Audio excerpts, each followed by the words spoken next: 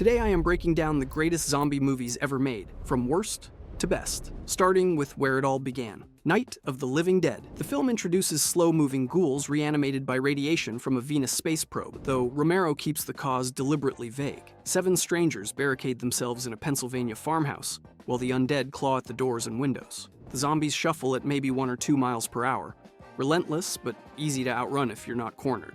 They die from headshots or fire, which becomes the template every zombie film afterward copies. The film ends with Ben surviving the night only to be shot by a white posse who mistake him for a zombie, a gut-punch commentary on racism that gives the movie its lasting power beyond the scares. But here's what doesn't make sense. If Romero just revolutionized zombie cinema with farmhouse horror, why would he wait 10 years to make a sequel? And when he finally did, why trap survivors in a shopping mall of all places? Hold on to that, because the reason changes everything about what zombie movies are actually about. Dawn of the Dead. Romero took 10 years to make the sequel, and he used that time to think bigger and meaner. Dawn of the Dead moves the action from a farmhouse to a shopping mall in Monroeville, Pennsylvania, where 4 survivors hole up in what looks like paradise until you remember it's surrounded by thousands of the undead. The zombies here are slower and dumber than before, shambling through the mall like mindless shoppers driven by muscle memory. They congregate at the stores they used to visit in life, which is the whole point. Romero isn't subtle about the metaphor. The living survivors start fighting over material goods, while the dead stumble around like Black Friday shoppers on autopilot. Tom Savini's special effects turn the gore up to 11 with exploding heads and disembowelments that look shockingly real for 1978. The film introduces memorable zombie characters like the Hare Krishna zombie and the Machete zombie, giving the undead more personality than most horror villains get. The survivors set up an almost comfortable existence in the mall, playing arcade games and trying on clothes, until a biker gang breaks in and destroys their sanctuary. Dawn of the Dead landed with a 92% Rotten Tomatoes score and became the film critics point to when they argue zombie movies can be art. The mall setting became instantly iconic, inspiring everything from Dead Rising video games to countless knockoffs. Romero proved zombies work best when they're criticizing something deeper than just being scary monsters. Romero had shown us the outbreak and the collapse, but there's something he hadn't answered yet, something that would make the next film his most controversial. What happens when humans try to control zombies instead of just surviving them? The answer involves a zombie that learns to feel, and it's going to make you question who the real monsters are. Day of the Dead. Day of the Dead takes place in an underground bunker where scientists and soldiers clash over how to handle the zombie apocalypse. The military wants to shoot everything that moves, while the scientists want to study the undead and maybe find a cure. This is where Romero introduces Bub, a zombie who learns to use a phone, salute, and even shows emotion when his handler is killed. Bub represents the evolution of zombie intelligence, the idea that maybe the undead aren't just mindless eating machines. The scientists conduct brutal experiments trying to train zombies like circus animals, while the soldiers grow increasingly unhinged from cabin fever and paranoia. The confined bunker setting cranks the tension to maximum because there's nowhere to run when things fall apart. The gore reaches new heights, with one character getting literally torn in half while he screams. The humans prove more dangerous than the zombies as military leader Captain Rhodes becomes a fascist dictator willing to execute anyone who disagrees with him. Day of the Dead divides fans because it trades action for claustrophobic dread and spends more time on human conflicts than zombie attacks. But it completes Romero's thematic trilogy by showing that scientific hubris and military authoritarianism might doom humanity faster than any virus. The film holds an 82% Rotten Tomatoes score, and its influence shows up everywhere from video games to The Walking Dead's early seasons. But these are far from the best entries on the list, and they only get better from here. Zombieland. Ruben Fleischer created a zombie road movie where neurotic college student Columbus survives by following a strict list of rules like cardio, double tap, and beware of bathrooms. The film opens with Columbus explaining how the zombie outbreak started from a mutated mad cow disease and quickly turned America into a wasteland. The zombies are fast sprinters like 28 Days Later, but the film plays them more for action comedy than horror. Columbus teams up with Tallahassee, a Twinkie-obsessed redneck zombie killer who treats the apocalypse like an amusement park. The duo picks up con artist sisters Wichita and Little Rock, creating a dysfunctional found family driving across America toward a rumored zombie-free amusement park. Fleischer films zombie kills with gleeful creativity as Tallahassee uses banjos, garden shears, and a giant booth to demolish the undead.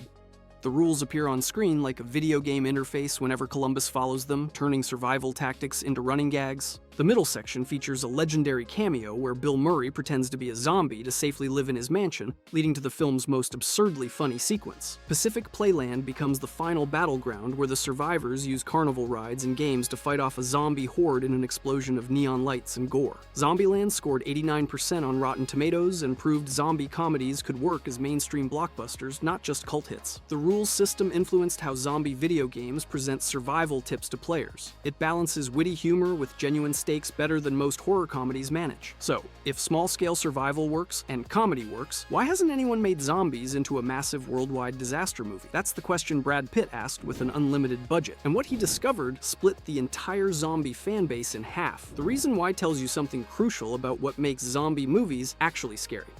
World War Z. Mark Forster took Max Brooks' oral history novel and turned it into a globe-trotting action epic where Brad Pitt fights swarming zombies across multiple continents.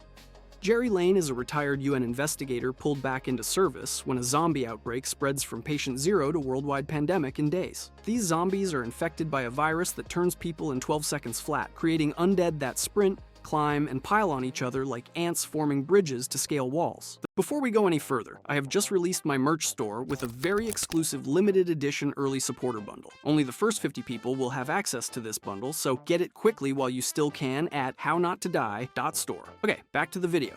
The film's signature image is zombies swarming over the Jerusalem wall like a breaking wave, using their own bodies as ladders. Forster shoots zombie attacks like disaster movie set pieces with massive CGI hordes overwhelming cities faster than militaries can respond. The plane sequence, where a zombie outbreak happens mid-flight, creates genuine terror, as Lane fights infected in cramped quarters, while the aircraft nosedives. The third act pivots to a tense stealth mission in a WHO facility, where Lane tests his theory that the infected ignore terminally ill hosts. The solution of injecting camouflage diseases creates a logical endgame that's smart if less satisfying than all-out war. World War Z holds a divisive 66% on Rotten Tomatoes because it abandons the book's structure for generic action beats. But it deserves credit for scale and the swarming zombie mechanics that influenced games like Days Gone. The film proves zombies work as blockbuster spectacle even if the story gets lost in the CGI. Big-budget spectacle tried and stumbled. But way back in 1985, someone already figured out what World War Z was missing, and they did it by breaking every single zombie rule Romero established. The twist? These zombies can't be killed, at all, and that changes everything. The Return of the Living Dead. Dan O'Bannon split from Romero's universe to create his own zombie mythology, where the undead specifically crave brains and can't be killed by headshots. The film follows two medical supply warehouse workers who accidentally release trioxin gas from a military drum containing a real zombie from the 1968 Night of the Living Dead incident. These zombies talk, strategize, and specifically hunt brains because eating them temporarily eases the pain of being dead. They can't be killed by destroying the brain because the trioxin reanimates every cell independently. The military drum backstory retcons Night of the Living Dead as a real event the government covered up. The punk rock aesthetic dominates as trash and her friends party in a cemetery while zombies rise around them. Tarman Zombie, a melted skeletal corpse dripping with slime, became instantly iconic and way more creative than standard undead designs. Zombies use police radios to call for more paramedics to eat, showing intelligence that makes them legitimately threatening. The military's solution is nuking the town, which just spreads trioxin in the rain, causing more zombies to rise in a darkly comic final twist. Return of the Living Dead scored 91% on Rotten Tomatoes, and created an alternate zombie mythology that influenced countless films and games. The brain-eating zombie became so popular that people forget it started here. Not with Romero. The punk humor and unstoppable zombies make this a cult classic that proves sometimes weird is better than serious. Unkillable Zombies should have ended the genre right there. If you can't win, what's the point? But someone in Spain realized the real horror wasn't whether you could kill them, it was whether you could escape them. And they were about to prove you couldn't, one floor at a time. Rec Jaume Balagueró and Paco Plaza created found-footage zombie horror by following a reporter and cameraman documenting a Barcelona fire department's routine call to an apartment building. The building gets sealed by authorities with everyone trapped inside as infected residents turn into rabid monsters. The zombies here are more like demonic possessions than viral infections, transmitted through bites, but with supernatural overtones. They move with inhuman speed and violence, contorting their bodies and shrieking like demons. The found footage style means the camera is the only light source in many scenes, creating pitch-black terror punctuated by flashes of attacking infected. Each floor of the apartment building becomes progressively more dangerous as survivors try to reach the penthouse, not knowing it's where the infection originated. The attic finale uses night vision to show the patient Zero Creature in complete darkness, stumbling toward the camera in one of horror's most effective scares. The reporter's transformation from professional journalist to screaming survivor feels organic, because the footage never cuts away. There's no score, no editing tricks, just raw documentary-style panic. Rec holds 90% on Rotten Tomatoes and basically perfected found footage zombie horror before Paranormal Activity made the style mainstream. The American remake Quarantine copied it shot for shot, but lost the raw European horror edge. The film influenced how zombie games use first-person perspectives to create immersion. Trapped and Terrified worked perfectly, but that raises something darker. What happens after the apocalypse ends, and people try to rebuild? 28 Weeks Later was about to show us, and the answer is worse than the original outbreak. Because the real question isn't how you survive zombies, it's how you survive the people trying to save you. 28 Weeks Later. Juan Carlos Fresnadillo took over from Boyle to show the attempted reconstruction of Britain after the rage virus starved out. NATO forces establish a safe zone in London's Isle of Dogs, bringing back refugees while infected still roam the countryside. The opening sequence is genuinely cruel as Don abandons his infected wife to save himself, establishing that cowardice and guilt will drive the plot. The rage-infected return just as fast and violent, but now they face trained military with shoot-on-sight orders that turn London into a war zone. The film's standout sequence uses a helicopter as a weapon, as an infected pilot deliberately crashes through crowds, chopping refugees to pieces with the blades. Chemical weapon attacks and firebombings show how the military's scorched earth tactics are as dangerous as the infected. Don becomes infected and relentlessly hunts his own children in a twisted inversion of family bonds. The infection spreads to France in the final shots, suggesting Europe is doomed to the same fate as Britain. The soldier's perspective adds military bureaucracy and ROE debates to zombie survival strategy. 28 Weeks Later gets mixed reception for not matching the original's impact, but it scored decently, and proved the rage virus works for exploring how institutions fail during crises. The military horror angle influenced later zombie media like World War Z's soldier interviews.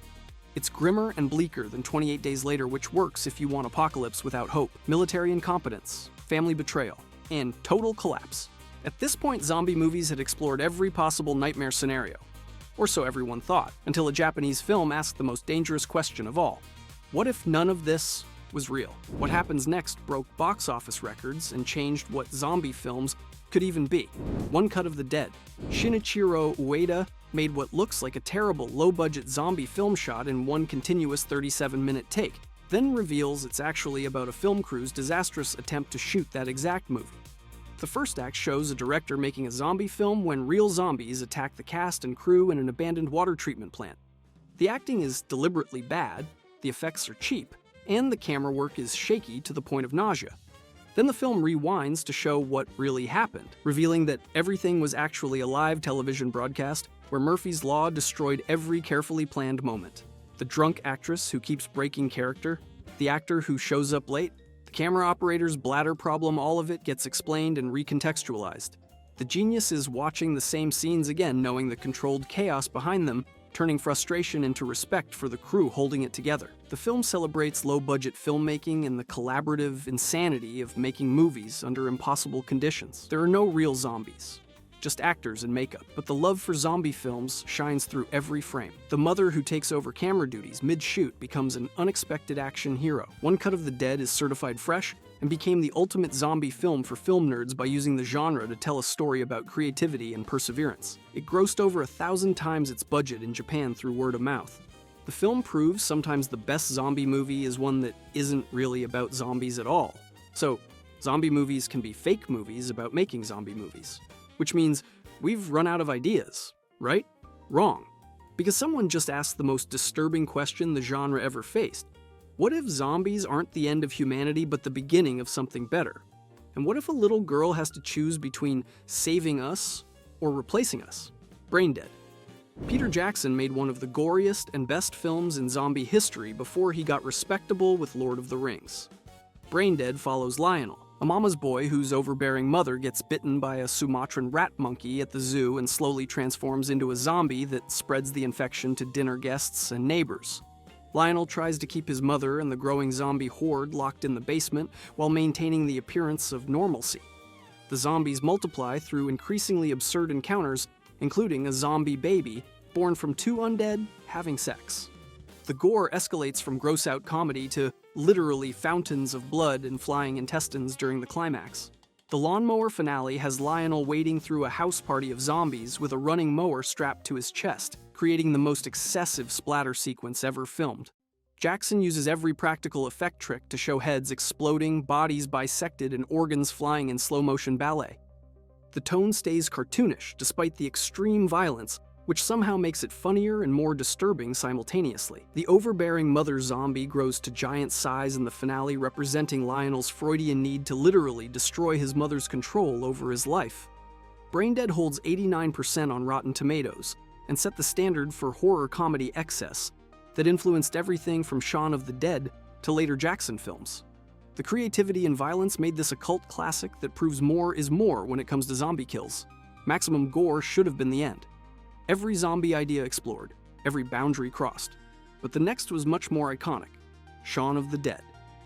Edgar Wright and Simon Pegg created the romantic zombie comedy by asking what would happen if a slacker had to save his girlfriend and mom during the zombie apocalypse. Shaun is a 29-year-old electronics salesman stuck in a rut, playing video games and drinking at the Winchester pub while his life falls apart. When zombies overrun London, Shaun barely notices at first because zombies shuffle just like the mindless commuters he sees every day. The film works as both a straight zombie horror and a comedy because Wright shoots the action seriously while the characters bumble through it. They beat zombies with pool cues and vinyl records, arguing about which albums are worthless enough to throw. The Winchester pub becomes their fortress, leading to a siege that homages Dawn of the Dead while adding hilarious dysfunction. Shaun's plan falls apart repeatedly because he's genuinely incompetent at being an action hero. But he grows throughout the film as he's forced to make hard choices about who lives and dies. The zombie attacks are legitimately tense with genuine stakes, even though the film makes you laugh between the gore. Shaun of the Dead earned a certified fresh rating and became the gold standard for zombie comedies by proving you could mix genuine horror with laugh-out-loud moments without undermining either. It influenced everything from Zombieland to Army of the Dead's tone. The film respects zombie tradition while also gently mocking the genre's cliches. But this film was nowhere near as good as the next. 28 Days Later. Danny Boyle took the shambling corpses we'd gotten used to and replaced them with sprinting nightmares fueled by pure rage. 28 Days Later opens with animal rights activists releasing infected chimpanzees from a lab, unleashing a virus that turns people into screaming maniacs in less than 30 seconds. Cillian Murphy wakes up from a coma 28 days into the outbreak to find London completely deserted except for the infected. These aren't technically zombies, because they're still alive, just driven insane by a manufactured rage virus inspired by real diseases like Ebola and rabies. They run at full speed, vomit blood on their victims to spread infection, and die of starvation after a few weeks if they don't feed. The shift from slow to fast zombies changes everything about survival strategy because you can't just walk away from these things. Boyle shot the film on digital video, which gives it a documentary realism that makes the horror feel uncomfortably possible.